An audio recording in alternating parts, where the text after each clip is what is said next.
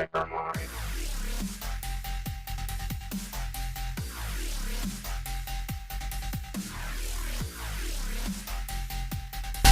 G'day fellow miners and welcome back to the Hypermine 2.0 server. My name is Armitage and this is episode 9 in my Hypermine series.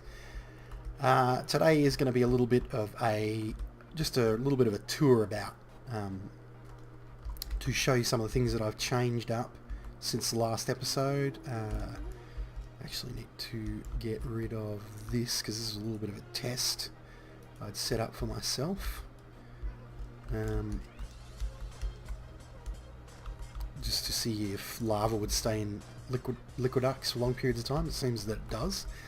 What have I done today? I have put in a bit more flavour in the place. I've put these armour stands in with some of the rare armour from the Twilight Forest. So I've got steel leaf armour here, I have ironwood armour here, I have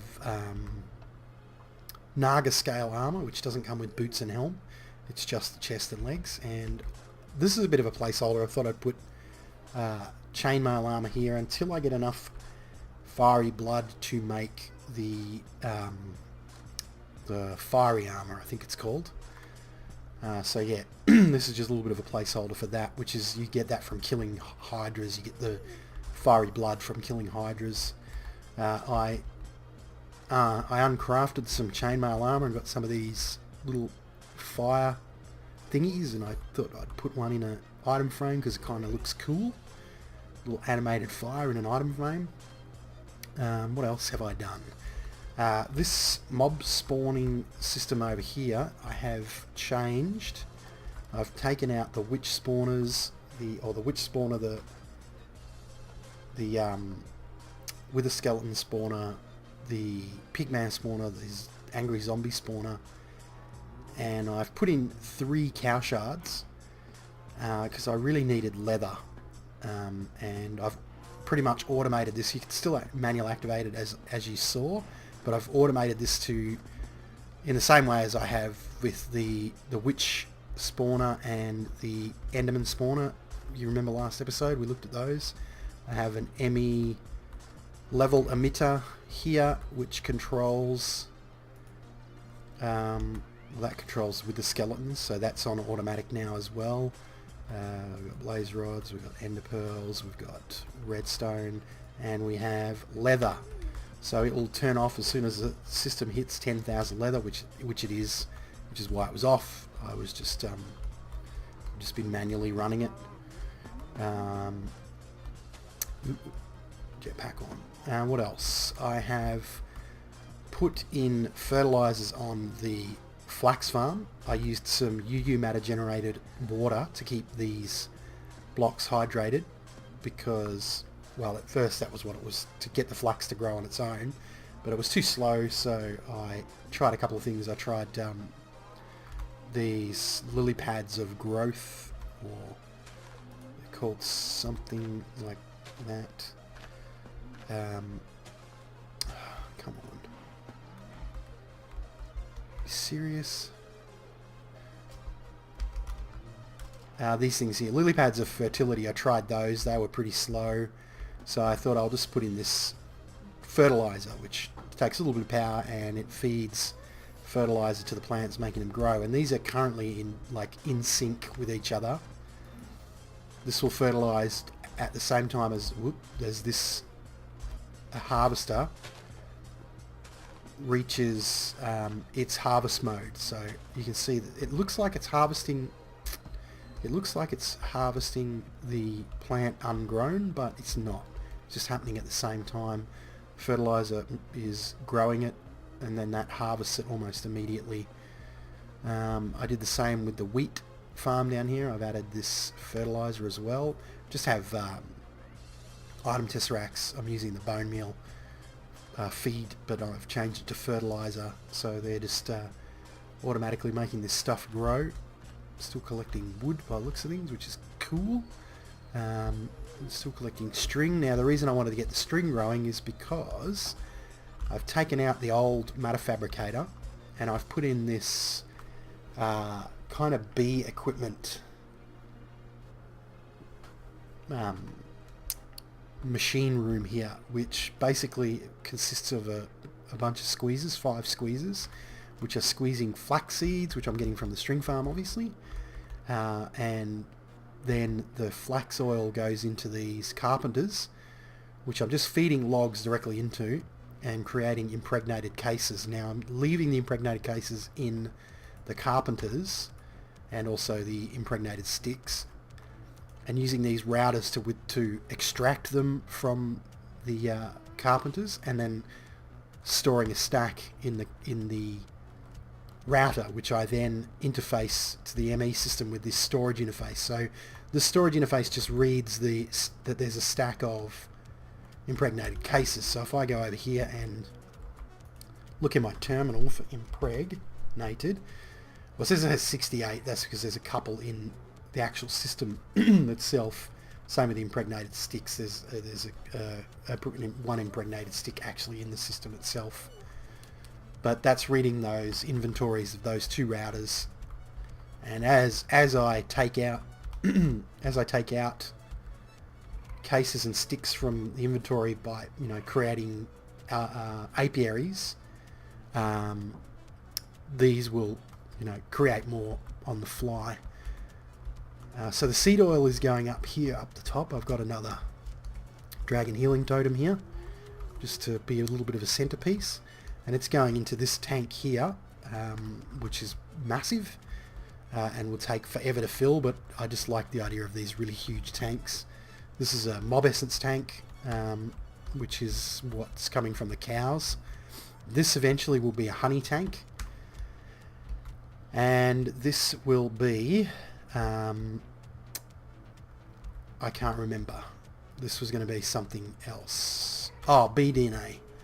Of course, it'll take a lot to fill this big tank, but that's the plan. I will possibly add another layer to this to do the BDNA extraction, or just maybe put the machines up above to process the bees to extract the DNA. But yeah, that's that. What else have I done? Oh yeah, I've put in this little... I started to automate the Alchemy system. I put in this little walkway down here from the bottom of the Wither Skeleton XP farm. And I've automated some brewing stands using ME interfaces and just telling the ME interface what potions I want to craft. At the moment it does the... it makes awkward potions with this stand by the ME interface inputting a nether wart into the stand. This one creates the 3-minute potions of fire resistance, and then this one creates the 8-minute potions of fire resistance. Actually, I need to change that. I need to fix that because it's saying it creates 1 potion when it creates 3. Which is quite possibly why when I checked it before I had additional redstone in there. So if I pop this in here and then I do that, I can then re-encode that pattern to be correct. And that way I won't end up with like an overload of redstone. Boom. So yeah, that's what I've done in here in the Crucible. I have done a couple other bits and pieces on the mining world. I'm going to head over there now.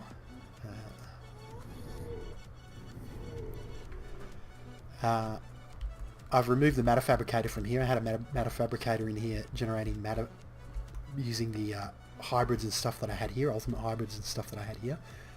This is creating lava for my tank using these Mine Factory Reloaded lava fabricators. These are my 2 tanks here. This is a tank from Slip and a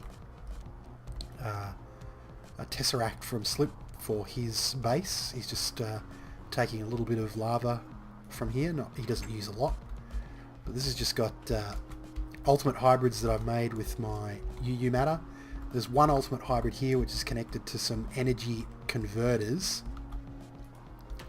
which are basically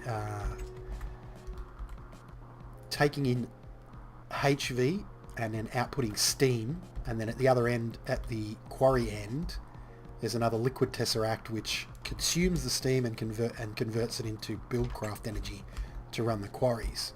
I've also done a similar thing back here with 4 hybrids, ultimate hybrids.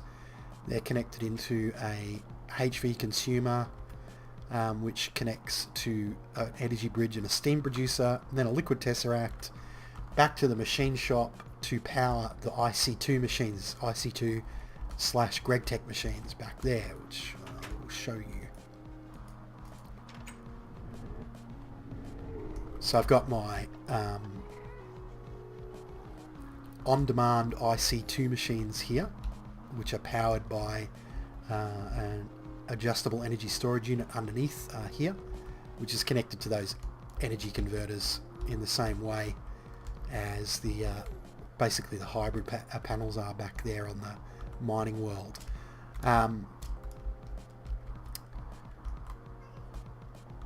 So yeah, they and again they will power these GregTech machines as well. But that pretty much amounts to the changes I've done. It's going to be kind of a short episode, I guess, this time around. I'm not really going to do any building on camera, just show you what I have done. I did record a building session, but the video was 41 minutes long, and I don't really want to upload those huge videos like that. But and that was just doing this automation system for these, and it was pretty boring, so I scrapped it. And pigmen, die!